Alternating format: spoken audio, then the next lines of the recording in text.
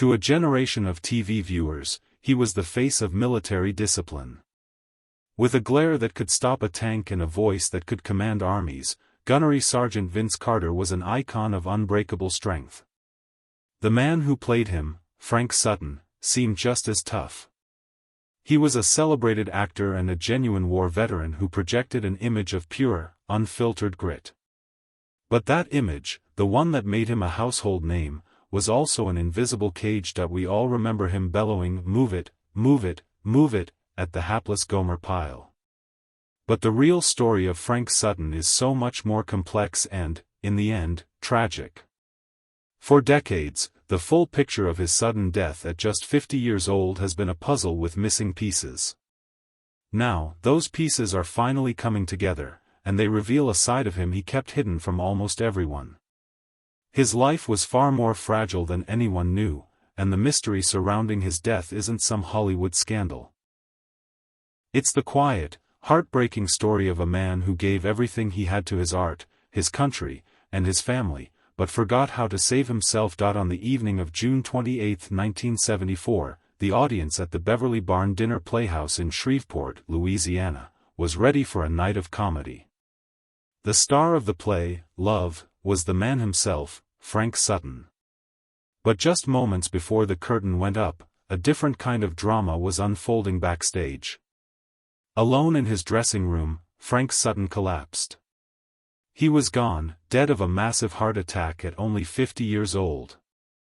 The news was met with disbelief. How could the man who embodied such vitality be gone in an instant? The answer isn't in his final moments, but in a lifetime of hidden struggles, ignored warnings, and a relentless drive that shot him to fame while pushing him toward an early grave. To understand the man who would become Sergeant Carter, you have to go back to Clarksville, Tennessee. Frank Spencer Sutton was born there on October 23, 1923.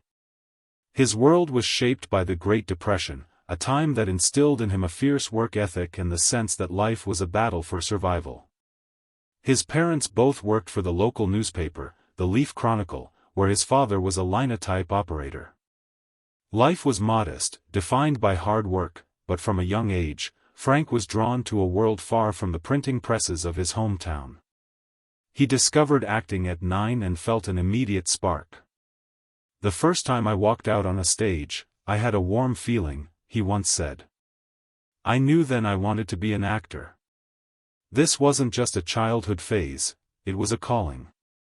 After his family moved, he became a star of the drama club at East Nashville High School and was a regular at the community theater, honing his craft with a dedication that was rare for someone so young. After graduating in 1941, he returned to Clarksville and took a job as a radio announcer, getting his first taste of captivating an audience with his voice. But the world was changing.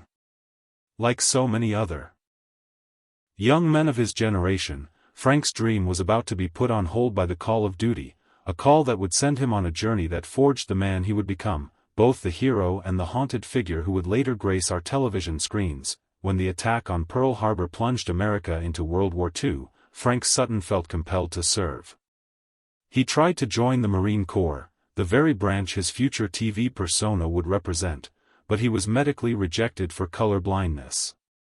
Undeterred, he kept trying until the U.S. Army finally accepted him in 1943. What came next wasn't a quiet tour of duty. Sergeant Frank Sutton served in the brutal South Pacific Theater with the 293rd Joint Assault Signal Company.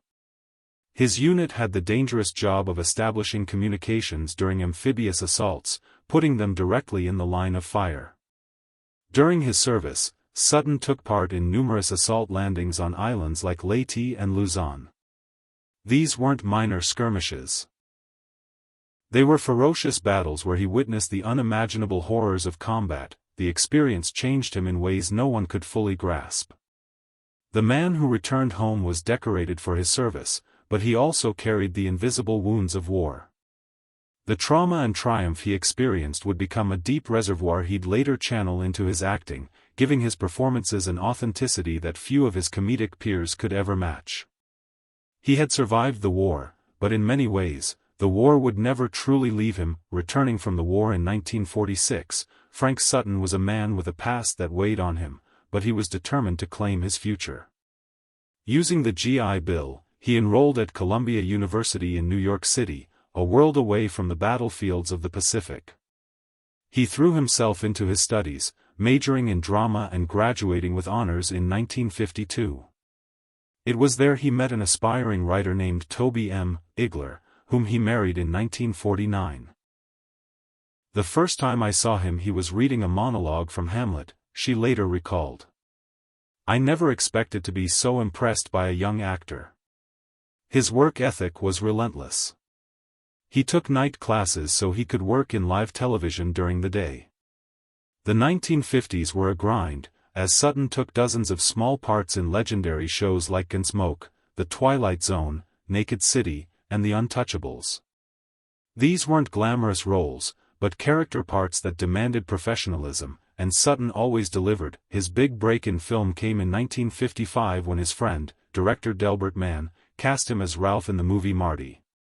The film went on to win the Academy Award for Best Picture and brought Sutton serious recognition, leading to more roles in films like Town Without Pity. But it was television that would make him a star. In 1964, he appeared in an episode of the Andy Griffith Show called Gomer Pyle, USMC. He played Gunnery Sergeant Vince Carter, the hot-tempered drill instructor trying to whip a naive gas station attendant into a Marine. The chemistry between Sutton and Jim Nabors' Gomer Pyle was instant and electric. The episode was a massive hit and served as the pilot for a spin-off. Frank Sutton was about to step into the role that would define his career and, in many ways, seal his fate, when Gomer Pyle, U.S.M.C., premiered in the fall of 1964. It was an immediate sensation. The heart of the show was the brilliant dynamic between the gentle Private Pyle and the perpetually furious Sergeant Carter. Frank Sutton wasn't just playing a character, he was Sergeant Carter. His square jaw, flaring nostrils, and explosive delivery became television legend. For 5 seasons, from 1964 to 1969, audiences tuned in to watch him make frustration an art form. But beneath all the shouting, Sutton let you see glimpses of a hidden heart. He showed that Carter, for all his bluster, really did care for Pyle. The role launched Sutton into a new stratosphere of fame. He was no longer just a respected character actor. He was a national icon. The irony was hard to miss. A man rejected by the real Marine Corps was now the most famous Marine in America. But this fame came with a heavy price. Sutton became completely inseparable from Sergeant Carter. The line between the actor and the character blurred, and he was typecast with an intensity that few actors ever experience. Behind the scenes, the man couldn't have been more different from his persona. While Sergeant Carter was loud and aggressive, Frank Sutton was known as a quiet, thoughtful, and deeply private person. He was a devoted family man to his wife Toby and their son, Joseph. He was an intellectual who loved to read. But the public saw the tough-as-nails drill instructor, a man of indestructible will. This perception became a heavy burden, forcing him to maintain a facade of strength even as his own life began to show cracks. While Frank Sutton was making America laugh, he was fighting his own silent battles. The most profound of these was the psychological fallout from his time in World War II. What we now call post-traumatic stress disorder, PTSD, was a condition with no name and no treatment back then. Veterans were just expected to get on with their lives.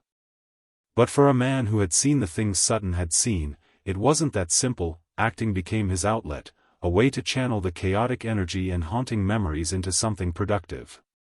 The role of Sergeant Carter, in a strange way, gave him a place to put those feelings. Playing a disciplined military man allowed him to impose a sense of order on the chaotic memories of war. It was a form of self-therapy, but it also meant he was constantly living in the shadow of the world he had fought so hard to leave behind. After Gomer Pyle ended in 1969, Sutton faced a new challenge, the crushing weight of being typecast. He desperately wanted to prove his versatility. He threw himself back into his first love, the theater, touring the country relentlessly in dinner theater productions. He was determined to reinvent himself, taking on demanding roles night after night, but the grueling schedule was taking a brutal toll.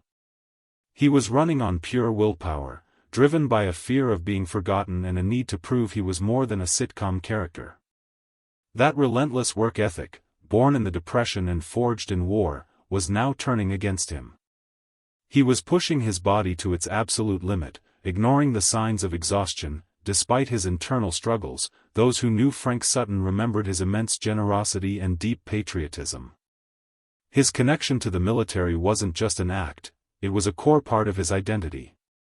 He felt a profound kinship with servicemen and women, especially during the charged era of the Vietnam War. In 1966, at the peak of his fame, Sutton paid his own way to Vietnam to entertain the troops. He performed 56 shows in just 8 days, putting on a comedy routine for Marine units across the country. This wasn't a polished USO tour. It was a one-man mission. As he put it, having experienced warfare himself, he wanted to bring what pleasure he could to the troops in Vietnam. "I know what it means to watch a buddy die in a rice paddy with the stink and the filth." His dedication didn't stop there.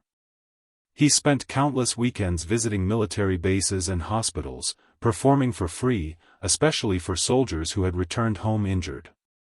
It was never for publicity.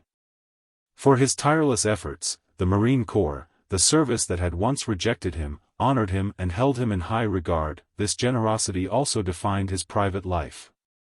He was a devoted husband to his wife, Toby, and a loving father to their son. Those who knew him described him as warm and humble, a world away from the gruff sergeant he played.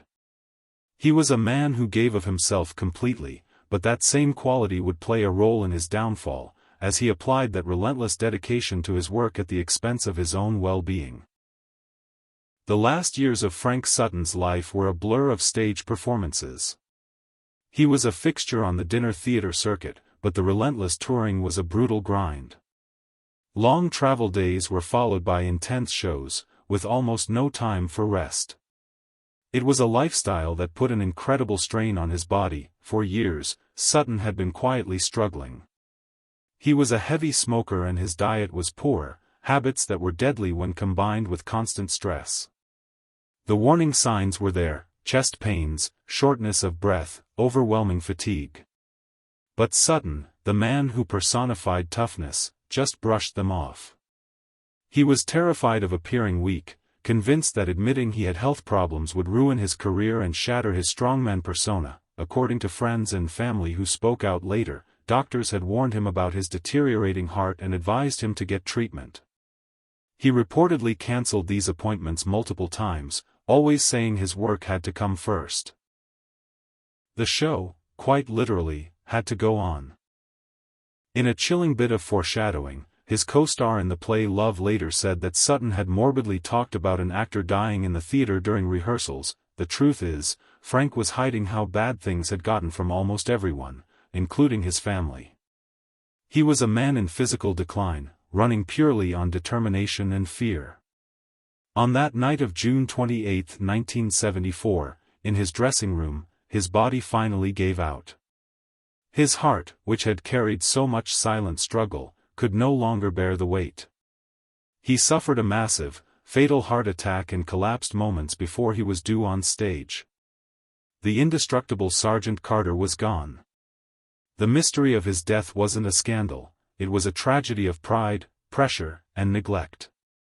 He played a tough guy so convincingly that he couldn't allow himself to be anything else, even when his life depended on it. After his shocking death, tributes poured in. His friend and co-star, Jim Nabors, spoke of his deep grief over losing a man he so respected. Frank Sutton was flown back to his hometown of Clarksville, Tennessee, and buried with military honors in Greenwood Cemetery. For years, his legacy was almost entirely defined by Sergeant Carter. But in his hometown, they worked to remember the whole man. In November 2017, the city of Clarksville unveiled a life-size bronze statue of Sutton near the Roxy Theater. It captures his iconic Sergeant Carter pose but is dedicated to the city's favorite son, the actor and patriot. His legacy also continues through his family. His son, Joe Sutton, became a successful playwright, carrying on the family's creative torch. The full story of Frank Sutton, the decorated veteran, the dedicated family man, the tormented artist, paints a picture of a life far richer and more complex than his TV character ever suggested. He carried the invisible wounds of war and the immense pressures of fame, yet he still brought joy to millions. His story is a powerful reminder that even the strongest among us can be fighting silent battles. The mystery of Frank Sutton wasn't a dark secret, it was a human tragedy. He was a man forged by hardship, a man for whom work was survival and weakness was not an option. He created one of TV's most enduring characters by channeling his own discipline and his own demons, but the very qualities that made him great were also his undoing. He built a fortress around himself with the persona of Sergeant Carter, and was afraid to step out from behind its walls. He ignored the warnings from his own body out of a fear that showing vulnerability would shatter the illusion. The story of his death at 50 is a cautionary tale about the pressures of fame and the silent struggles that can hide behind even the most commanding voice. He was more than a funny sergeant on a beloved sitcom. He was a war hero, a gifted actor, a devoted husband and father, and a man who, in the end, was a victim of his own strength. And by finally understanding the fragile truth of his life, we can honor his memory not just with laughter, but with empathy for the man behind the uniform. What are your favorite memories of Sergeant Carter and Frank Sutton? Share your thoughts in the comments below. And if you found this story compelling, please like and subscribe for more deep dives into the hidden lives of Hollywood legends. Thanks for watching.